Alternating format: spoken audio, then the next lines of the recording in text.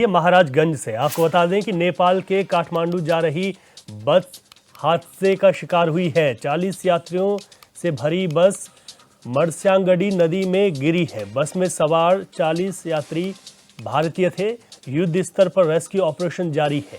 अब तक 14 शव बरामद किए जा चुके हैं। पोखरा से काठमांडू के लिए ये बस जा रही थी। तो ये बहुत बड़ा हादसा हुआ है। बहुत बड़ी खबर आपको बता रहे हैं। जहां पर ये बहुत बड़ा हादसा हुआ, अब तक 14 शव बरामद होने की सूचना मिल चुकी है। तो पोखरा से काठमांडू के लिए ये बस जा रही थी। आप देख सकते हैं बस बड़े हादसे का शिकार हुई है। नेपाल के काठमांडू में ये बस हादसा हुआ है। 40 यात्रियों से भरी बस मर्स्यांगडी नदी में जा गिरी और यहाँ पर 40 यात्री थे बस में। जो 40 भारतीय यात्री थे जो बस में सवार थे। और बड़ा अपडेट ये है कि युद्ध स्तर पर रेस्क्यू ऑपरेशन चल रहा है। जिंदगियों को बचाने की जद्दोजहद जारी है, लेकिन अभी तक 14 शव बरामद कर लिए गए हैं। तो ये बड़ा अपडेट आपको बता रहे हैं। यहाँ पर एक बड़ा हादसा हुआ है। नदी में बस चले गई जिसमें 40 भारतीय यात्री सवार थे। महाराजगंज से ये बड़ी खबर आपको बता रहे हैं। 14 शव बरामद हो गए हैं। रेस्क्यू ऑपरेशन युद्ध स्तर पर चल रहा है ताकि लोगों की जिंदगी को बचाया जा सके। 40 भारतीय यात्री इस बस में थे। बड़ा हादसा हो गया और यहाँ पर 14 शव बरामद हो गए हैं। रेस्क्यू ऑपरेशन पूरी तरीके से यहाँ पर जारी है ताकि लोगों की ज़िंदगियों को बचाया जा सके। अब तक 14 शव भी बरामद कर दिए गए हैं। जो सूचना है 14 शव बरामद हो गए हैं। इस बस में पोखरा से काठमांडू के लिए बस जा रही थी जिसमें 40 भारतीय यात्री सवार थे। ये बड़ा हादसा हो गया। नेपाल के काठमांडू में ये बड़ा हादसा हो गया जहाँ पर बस जो मर्स्यांगडी नदी है उसमें गिर गई। तो बस में सभी जो 40 यात्री थे वो भारतीय थे और युद्ध स्तर पर रेस्क्यू किया जा रहा है ताकि लोगों की जान, उनकी ज़िंदगियों को बचाया जा सके। लेकिन अब तक 14 शव बरामद हो गए हैं। तो ये बड़ा हादसा हुआ है। 40 यात्रियों से भरी बस नदी में जा गिरी और ये 40 के 40 यात्री भारतीय थे। तो महाराजगंज से बड़ी खबर है। नेपाल के काठमांडू और पोखरा में ये बड़ा हादसा हुआ है जहाँ पर मर्स्यांगडी नदी में 40 यात्रियों से भरी बस गिर गई और ये 40 यात्री भारतीय थे।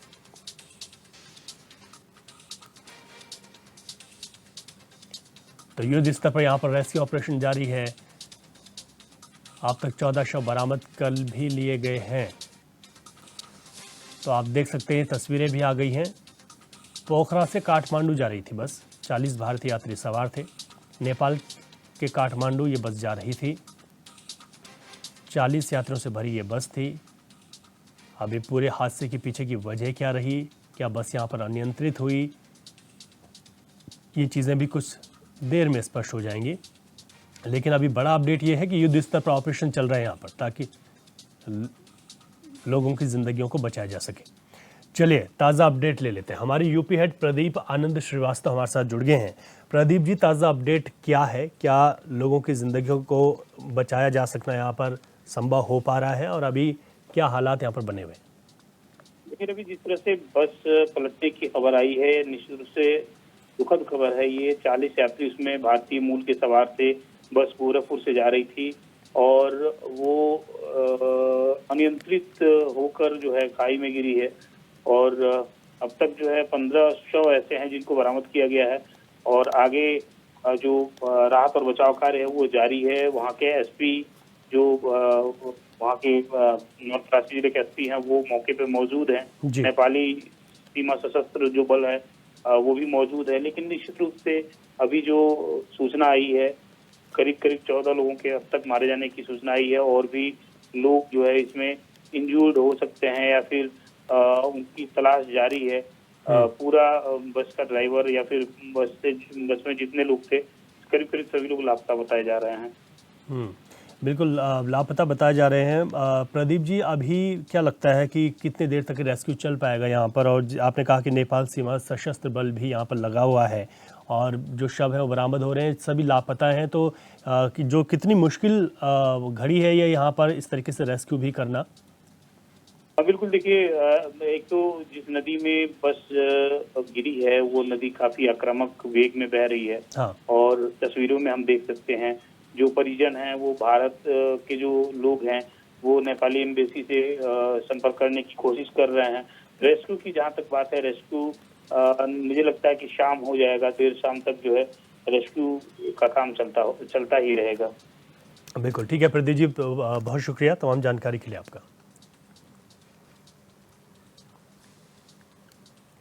और अधिक जानकारी के लिए महाराजगंज से हमारे संवाददाता ब्रिजेश गुप्ता लाइव जुड़ गए हैं, उनसे ज्यादा जानकारी और ले लेते हैं। ब्रिजेश, अभी और क्या कुछ अपडेट आपके पास? जी, आपको बता दें कि यह बस जो है नेपाल से जो है गोरखपुर से जो है पोखरा के लिए गया था। पोखरा जो है 2 दिन भ्रमण के बाद जो है काठमांडू के लिए जा रहा था। हालांकि रास्ते में एक नदी पड़ती है जहां पे बस जो है अनियंत्रित होकर पलट गई, जिसमें बस में करीब 41 लोग सवार थे, जिसमें 15 लोगों की मौत बताई जा रही है। वही जो है करीब जो है 16 लोगों को बचा लिया गया है। हालांकि कुछ और लोग जो है नदी में जो है बहाव काफी तेज है, तो इसके कारण जो नेपाल की एनडीआरएफ टीम है और तमाम जो लोकल पुलिस है और सशस्त्र सीमा बल के जो जवान हैं, वो लोग जो है राहत और बचाव कार्य में जो है जुटे हुए हैं। हालांकि अभी जो है नेपाल के जो अधिकारी हैं, वो अधिकारी जो है इंडियन एम्बेसी के संपर्क में है। उनको यह सूचना दे दी गई है कि 40 भारतीय सवार थे, जिसमें 15 लोगों की मृत्यु हो गई है। हालांकि राहत बचाव कार्य में जो है नदी में जो है बहाव काफी तेज है, उसको लेकर जो है राहत और बचाव कार्य में काफी दिक्कत आ रही है। जी रवि। ठीक है ब्रिजेश, आपने कहा कि 16 लोगों को बचा लिया गया है, 15 लोगों की मृत्यु की सूचना भी बड़ी दुखद है जो कि आ गई है, और लोग आप कह रहे हैं कि नदी का वेग बहुत तेज है, क्योंकि जो तस्वीर भी आई है उसमें हम देख सकते हैं कि नदी अपने उफान पर बह रही है। तो कितनी मुश्किल है यहाँ पर ये ऑपरेशन को, इसको अंजाम देना और जो लोग हैं उनको बचा पाना? जी बिल्कुल, आपको बता दें कि जब सुबह यह घटना हुई उसके बाद से जो है लोकल पुलिस ने एनडीआरएफ को बुलाया। एनडीआरएफ ने जो है राहत और बचाव कार्य में जुट गया, लेकिन बहाव काफी तेज होने के कारण जो है काफी दिक्कतों का सामना भी करना पड़ा। लेकिन जो है बचाव में तेजी लाने के लिए जो नेपाल सशस्त्र बल के जवान हैं उनको बुलाया गया है। अब देखने वाली बात यह होगी कि यह रेस्क्यू ऑपरेशन कितने देर तक चलता है। फिलहाल जो है जो 15 भारतीयों की मौत हुई है वो काफी दुखद है। हालांकि इंडियन एम्बेसी के जो अधिकारी हैं वो भी मौके पर अब से थोड़ी देर में पहुंचने वाले हैं। जी रवि। हाँ ब्रिजेश, आप कह रहे हैं इंडियन एम्बेसी के लोग भी वहां पर थोड़ी देर में पहुंचेंगे। अभी तक अगर घायलों की बात की जाए, इसके बारे में कोई सूचना कि जो लोग घायल हैं, जिन 16 लोगों को बचा लिया गया है, वो भी चोटिल हैं? जी बिल्कुल रवि, आपको बता दें कि जो 16 लोगों को बचाया गया है उनको हल्की फुल्की चोटें आई है। हालांकि जो 16 लोग बचे हैं उनके घर पे जो है इस बात की सूचना दे दी गई है। उनके घर के लोग भी जो है नेपाल के लिए रवाना हो गए।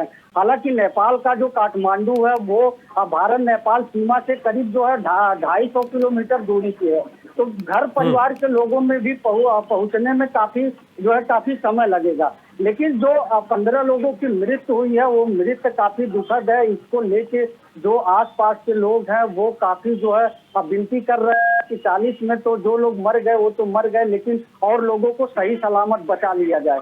जी ठीक है ब्रिजेश, आपने बताया यानी कुल मिलाकर ये कह सकते हैं कि 10 लोगों का कोई भी पता नहीं है। हो सकता है कि नदी के तेज बहाव में बह गए। हम आपसे अब आगे भी अपडेट लेते रहेंगे। अभी फिलहाल उत्तराखंड की खबरों का रुख करते हैं और बड़ी खबर है गैरसैंण से। विपक्ष ने सदन से वॉकआउट कर दिया है। आपदा को नियम 310 में न सुनने पर यह आरोप लगाया गया। सरकार आपदा के मुद्दे पर चर्चा नहीं करना चाहती, ये विपक्ष ने आरोप लगाया। बड़ी खबर आपको गैरसैंण से बता रहे हैं, जहां पर विपक्ष ने वहां से सदन से वॉकआउट कर दिया है। उन्होंने कहा है कि सदन में जो आपदा पर वो बातचीत करना चाहते हैं, उस आपदा पर सरकार सुनना नहीं चाहती। आज विधानसभा मानसून सत्र का तीसरा दिन है और आपदा के गंभीर मुद्दे पर जो है विपक्ष चाहता कि चर्चा हो, लेकिन जो है नियम 58 के तहत आधे घंटे की जो है समय दिया गया, जिसको लेकर चर्चा हुई और विपक्ष द्वारा जो है सदन से वॉकआउट भी किया गया। हमारे साथ उपनेता प्रतिपक्ष मोहन कावड़ी जी मौजूद हैं। सर, आज सदन से वॉकआउट भी किया गया। आपदा जैसे मुद्दे पर चर्चा आप चाहते थे, आधे घंटे का ही समय मिला, क्या कुछ कहेंगे? आपदा 310 में हमने रखा था, सबको चर्चा का मौका देना चाहिए था। इतना महत्वपूर्ण मुद्दा है, सरकार आपदा में कुछ कर नहीं पा रही, इसलिए उन्होंने चर्चा का मौका नहीं दिया।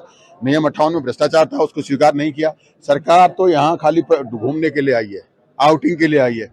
जनता के करोड़ों रुपए का बजट बंदर बांट कर यहाँ पर खर्च करती और कोई भी मुद्दे जो जनहित के हैं उनको स्वीकार नहीं करती, तो इस सदन चलाने का फायदा क्या है? इसमें हम बात क्या रखेंगे? ये काला दिवस है, ये संविधान की हत्या है, ये लोकतांत्रिक व्यवस्था की हत्या है। हम इसके खिलाफ बाहर आए।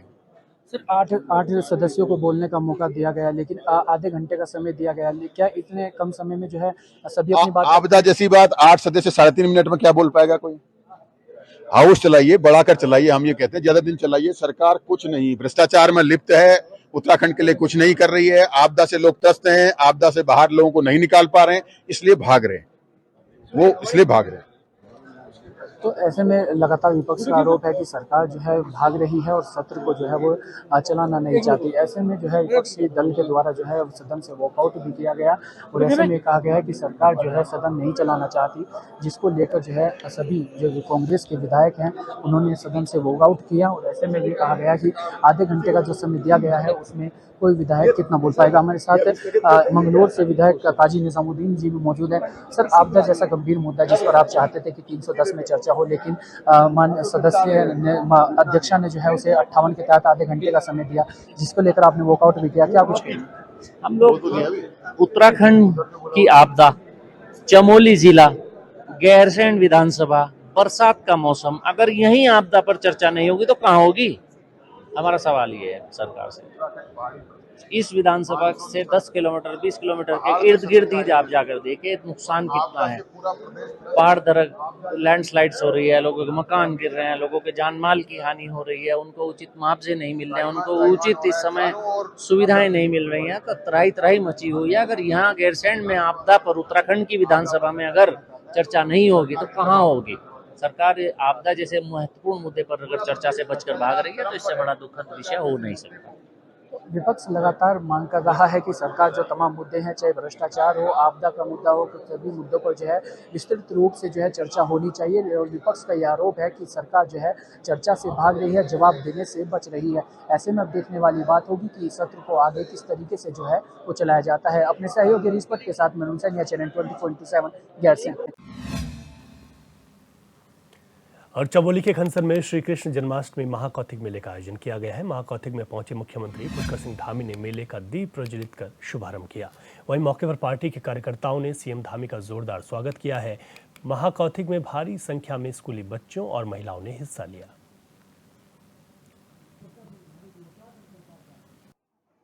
माईथान हो गया, यहाँ आयोजित होने वाला ये मेला, ये कृष्ण महोत्सव हमारी संस्कृति का एक प्रमुख मेला है। इस पावन अवसर पर हम सभी के लिए आध्यात्मिक, सांस्कृतिक और सामाजिक जो समरसता है उसका भी प्रतीक है ये महोत्सव। और भगवान श्री कृष्ण की लीलाएं और उनके उपदेश सदियों से हमें धर्म, कर्म और ज्ञान के मार्ग पर चलने की प्रेरणा देते रहे हैं।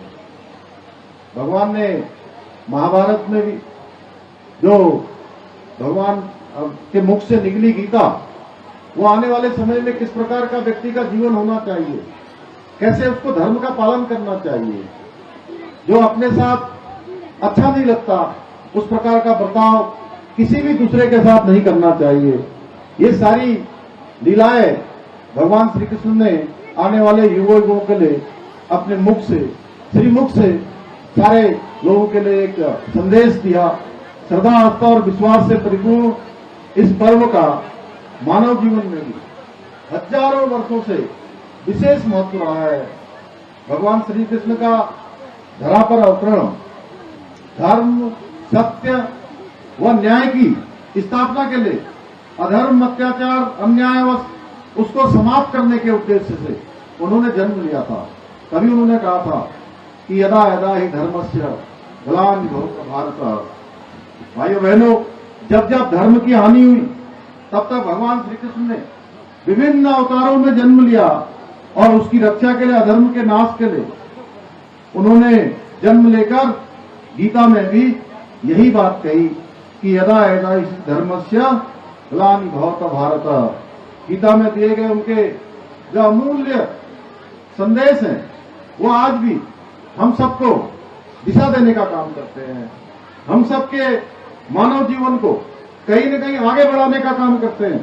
भाइयों बहनों, माईस्थान मेला न केवल हमारे धार्मिक महत्व और आस्था का प्रतीक है, बल्कि यह हमारी जो समृद्ध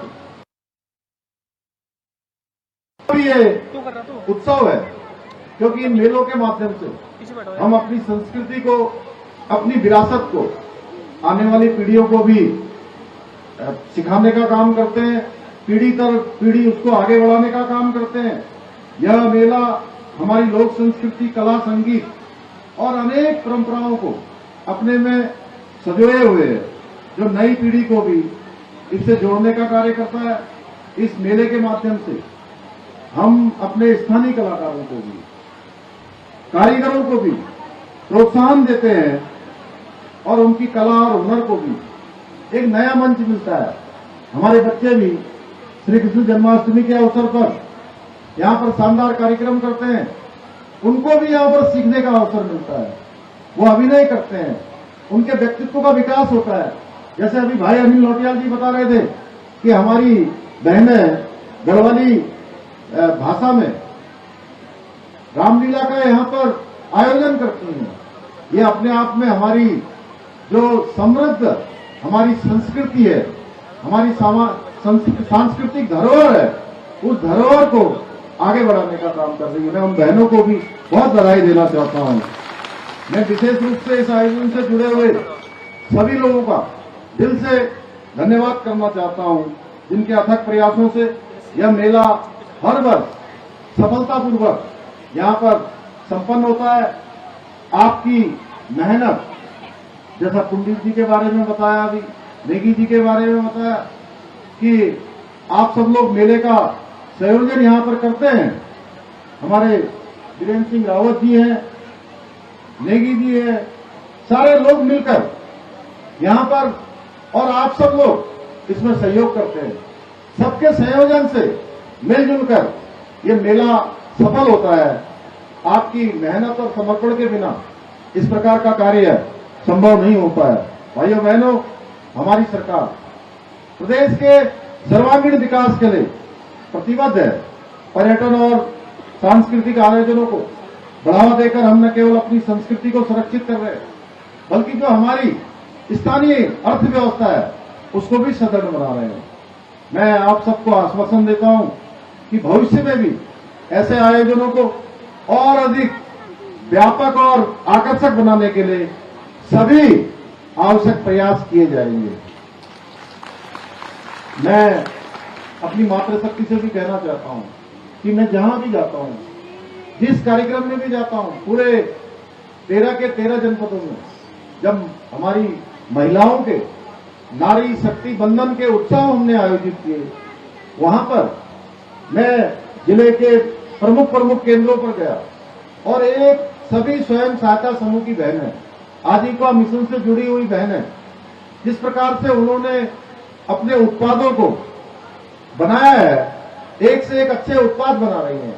सिलाई के क्षेत्र में, कढ़ाई के क्षेत्र में, या कोई खाने के सामान हो, मड़वा, कोदवा, झिगोरा, या जो हमारे यहाँ के होने वाले उत्पाद हैं, उन उत्पादों से आज एक से एक अच्छे खाने के सामान बना रही हैं, खिलौने बना रही हैं और इतने अच्छे बना रही हैं, इतनी अच्छी पैकेजिंग हो रही है उसकी।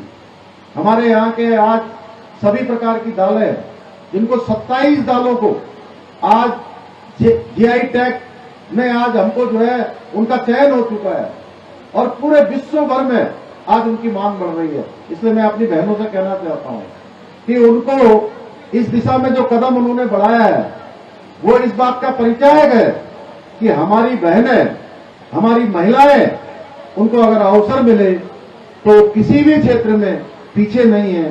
ये हमने साक्षात रूप से देख लिया है कि उनके उत्पाद आज बड़ी बड़ी मल्टीनेशनल कंपनियों को भी खेल कर।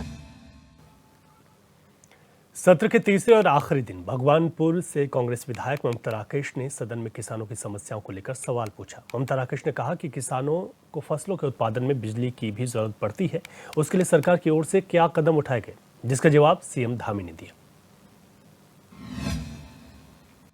बिजली के बिलों में सरचार्ज भी जुड़ के आ रहा है। पहले 2 महीने का बिल आता था, अब 1 महीने का आ रहा है, तो ये अतिरिक्त भार किसानों पर पड़ने जा रहा है। और जो सब्सिडी जमा कराई गई थी, अगर कनेक्शन लेते हुए 2000 रुपये जमा कराई थी, तो वो 10,000 रुपये सब्सिडी बिल में जुड़ करके आ रही है, तो अतिरिक्त भार हमारे किसान भाइयों पर पड़ रहा है। इस तरह से कैसे उनकी व्यवस्था होगी? तो इस बारे में ना तो किसानों को सही जानकारी आप कह रहे हैं कि उससे उन्हें मदद मिलेगी, तो इसका ना तो प्रचार प्रसार, ना उनके बिल माफ़ किए गए, ना उन्हें किसी तरह की छूट प्रदान की गई। तो इसमें आपसे निवेदन है कि किसानों को ये जो आप कह रही हैं बिजली के बिल ज़्यादा आ रहे हैं या बहुत सारी जगह पर मीटर खराब होने की या बिल ज़्यादा आने की जो शिकायतें आती हैं, इस व्यवस्था के लागू हो जाने के बाद ये सब व्यवस्थाएं ठीक हो जाएंगी। और जहां अगर कोई स्पेसिफिक आपके पास ऐसा हो कि जहां पर ये सरचार्ज जुड़कर आ रहा है या गलत आ रहा है, तो आप अलग से दे देंगी, तो उसको हम लोग जो है अलग से जांच कर है। और आपके माध्यम से मैं आपकी और पूरे प्रदेशवासियों की ये जिज्ञासा जो है उसको ज़रूर की जानकारी में देना चाहता हूँ कि ये जो प्रीपेड मीटर हैं, ये एक तो पहले पूरे देश के लिए इसका मैंडेट बनाया गया है और ये आम उपभोक्ताओं की सहायता करने के लिए, उनको और सुविधा देने के लिए ये प्रीपेड मीटर का जो व्यवस्था लाई गई है, वो जहां आप कह रही हैं कि उनको पहले ही जो है वो हो जाएगा, पता नहीं लगेगा, मीटर बंद हो जाएगा, बिजली बंद हो जाएगी, ऐसा नहीं है। उसके लिए अलार्म सिस्टम वगैरह सारे होते हैं और उसकी पूरी विधिवत व्यवस्था है और बहुत कठिन भी है हमारे राज्य में, चूँकि यहाँ की भौगोलिक परिस्थितियाँ कठिन हैं, लेकिन उसके बावजूद भी प्रदेश के बहुत हित में है और पूरे देश के हित में ये योजना लाई गई है। और जहाँ तक किसानों की बात है, हमारे जो वित्तीय संसाधन जिस प्रकार से भी जो है हमको अलाउ करेंगे, उसके अनुसार हम लोग निर्णय लेंगे। विधानसभा के मानसून सत्र के आखिरी दिन देहरादून के विकासनगर से विधायक मुन्ना सिंह चौहान ने सदन में कृषि बीमा से संबंधित सवाल उठाया। उन्होंने सरकार के कृषि मंत्री से पूछा कि जिन किसानों को बीमा कंपनी ने बीमा नहीं दिया और किसानों ने सरकार से जो शिकायतें की, उसके बाद सरकार की तरफ से बीमा कंपनी पर क्या कार्रवाई हुई। बीजेपी विधायक मुन्ना सिंह चौहान के सवालों पर कृषि मंत्री गणेश जोशी ने जवाब दिया। माननीय विधायक जी ने जो मूल प्रश्न किया था, वो सेब बागवानी को होने वाली क्षति से संबंधित था और माननीय मंत्री जी ने उसके उत्तर में बड़ा स्पेसिफिक जवाब दिया कि एसबीआई इंश्योरेंस कंपनी के बारे में शिकायतें मिली थी और उसके बारे में निर्देश दिए गए। मैं माननीय मंत्री जी से ये जानना चाहता हूं, क्योंकि माननीय अध्यक्ष जी आप जानते हैं इस बात को, केवल प्रश्न के लिए तो प्रश्न नहीं पूछे जाते सदन में। प्रश्न पूछने का उद्देश्य, क्योंकि बड़ा खर्चा होता है एक प्रश्न को पूछने में, प्रश्न पूछने का उद्देश्य समस्याओं का निराकरण, रिड्रेसल ऑफ ग्रीवेंसेस। तो मैं माननीय मंत्री से जानना चाहता हूं कि जब एसबीआई जनरल इंश्योरेंस के बारे में शिकायतें मिली, तो जो शिकायतें मिली, उन शिकायतों पर एक्शन टेकन रिपोर्ट कोई है, कोई मैकेनिज्म सरकार में ऐसा है जो इस बात के लिए मॉनिटर करता हो कि जो इंश्योरेंस कंपनी डिफॉल्ट करे उनके विरुद्ध हम कौन सी कार्रवाई करें और समयबद्ध रूप से कौन सी कार्रवाई करते हैं? माननीय मुन्ना जी हमारे बहुत ही विद्वान और वरिष्ठ साथी हैं और मैं पूर्व भी कह चुका हूं, जैसे ही मुझे नौगांव, पुरोला व भटवाड़ी के किसान मुझसे मिले और उनके द्वारा यह बताया गया कि उनका प्रीमियम वापस किया जा रहा है, यही बात है ना। मैंने तुरंत एसबीआई के स्टेट हेड व अपने विभागीय अधिकारियों को बुलाया और हमने ये सुनिश्चित किया है, क्योंकि इसका समय सीमा 31 अगस्त तक है, इन लोगों की संख्या 802 है और जो उन्होंने बताया वो तो बोल दिया मैंने, पर्ची क्या दे रहा हूं। 9/8/2024 को यह बैठक हुई थी और हमने ये सुनिश्चित किया है कि ये जो 802 किसान इससे प्रभावित हो रहे हैं, 31 अगस्त तक इनके क्लेम दे दिए जाएं और हमने ये भी कहा है कि भविष्य में, क्योंकि ये जो कंपनी है, हमने पूर्व में इसको हटाने के लिए आदेश दिए थे, लेकिन ये कंपनी माननीय उच्च न्यायालय से स्थगन आदेश लेकर आ गई और उसको माननीय उच्च न्यायालय के आदेश के उससे ये कंपनी चल रही है। लेकिन हम इसके बाद माननीय चुनाव में अपना पक्ष रखेंगे और हमारी कोशिश होगी कि भविष्य में कंपनी को ये काम न दिया जाए।